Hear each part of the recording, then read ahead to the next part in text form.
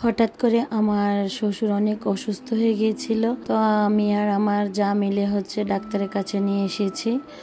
তো দেখলাম যে সিজনালি সবারই জ্বর হচ্ছে, তো আমার শ্বশুরেরও জ্বর হয়েছিল।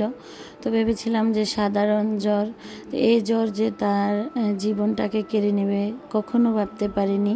দুই যা মিলে আমার শ্বশুরকে হাসপাতালে নিয়ে এসেছিলাম। তো এখানে ডাক্তার ইমার্জেন্সি বলেছিল যে আজকের ভিতরেই ঢাকা নিয়ে যেতে হবে। তো মাত্র 3 দিন জ্বর ছিল, আর জ্বরটা 3 দিনই সেরে গিয়েছিল। তো 15 দিন কিছু খেতে মন চায় না, খায়নি। তো আমরা ভেবেছিলাম যে এমনিতে আর কি কিছু খেতে মন চায় না, অনেক সময় দেখা যায় কি জ্বর হলে খেতে মন চায় না, ওটাই ভেবেছিলাম। তো ওটা ভেবে আর কি আমরা বাসায় রেখেছিলাম। তো এই জ্বর যেন একদম মৃত্যু পর্যন্ত নিয়ে যাবে, ওটা কখনোই আমাদের মাথায় আসেনি। তো তারপরেই তো ডাক্তারের কাছে নিয়ে এসেছি। ডাক্তার বলল ইমার্জেন্সি ঢাকা নিয়ে যেতে হবে। আর আমার শ্বশুর শাশুড়ি দুইজনই অসুস্থ ছিল। তো এর ভিতরে আমার শ্বশুর বেশি অসুস্থ হয়ে গেছে, তো তাকে ইমার্জেন্সি ঢাকা নিতে বলেছে। আমি কিন্তু অনেক জুটি দেখেছি, তো আমার শ্বশুর শাশুড়ির মতো এরকম জুটি দেখিনি। তারা একজন আরেকজনের জন্য অনেক পাগল ছিল, আর সেই নাকি পৃথিবী ছেড়ে চলে গিয়েছে। আর এই যে এই ভিডিওটি দেখছি আর খুব খারাপ লাগতেছিল। আর এই ভিডিওটি গত 1 মাস আগের।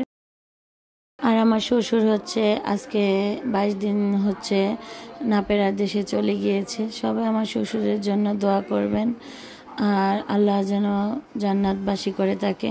আর এই যে ভিডিওগুলো দেখছি, এই ভিডিওগুলো দেখে মনেই হচ্ছে না যে আমার শ্বশুর আমাদেরকে ছেড়ে চলে গিয়েছে। আসলে জীবনে শ্বশুর বাড়িতে মানুষ অনেক কষ্টে দুঃখে থাকে, কিন্তু আমাদের ভিতরে ওই অনুভব কোনোদিনই পাইনি। কারণ আমার শ্বশুর শাশুড়িদের মতো মানুষই হয় না।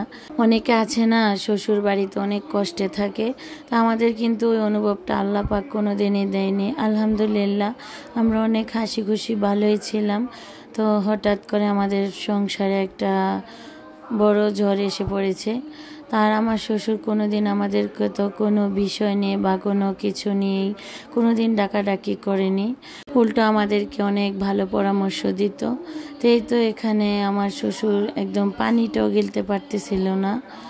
আর এরকম যে অসুস্থ হয়ে পড়বে আমরা কখনো ভাবতে পারিনি। তো এখানে বুক এক্সরে করাতে এনেছে, তারপর আল্ট্রাসাউন্ড করিয়েছে।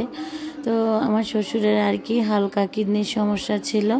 তো ওই কিডনির সমস্যা থেকে যে জ্বর এসেছে আমরা বুঝতে পারিনি, কারণ একদম হাঁটা চলা খাওয়া দাওয়া সব কিছুই ঠিক ছিল। তারপর সব ধরনের পরীক্ষা করিয়ে ডাক্তার রিপোর্ট দেখে বলছিল যে আজকের ভিতরেই ঢাকা নিয়ে যেতে হবে ইমার্জেন্সি। আর ডাক্তার দেখাতে দেখাতে একদম সন্ধ্যা হয়ে গিয়েছিল, আর কে সাথে যাবে ঢাকা, এই জন্য রাত্রিবেলা আমরা ঢাকা নিইনি। তো পরের দিন সকালবেলা অ্যাম্বুলেন্স ঠিক করেছি। তো এখানে রাত্রেবেলা আমার ননদরা সবাই এসেছে, তারপর বাড়ির সবাই এসেছে আমার শ্বশুরকে দেখতে। তো এখানে রাত্রেবেলা তাড়াতাড়ি করে এসে শুধু ডাল আর মুরগির মাংস রান্না করেছি, যেহেতু বাসায় মেহমান আছে। আর মন খারাপ করে বসে থাকলেও তো হবে না, সবাইকে খাওয়া দাওয়া করাতে হবে। তারপরে এই তো এখানে পরের দিন সকালবেলা অ্যাম্বুলেন্স এসে পড়ছে। তো এখানে আমার শ্বশুরকে রেডি করে দিয়েছি।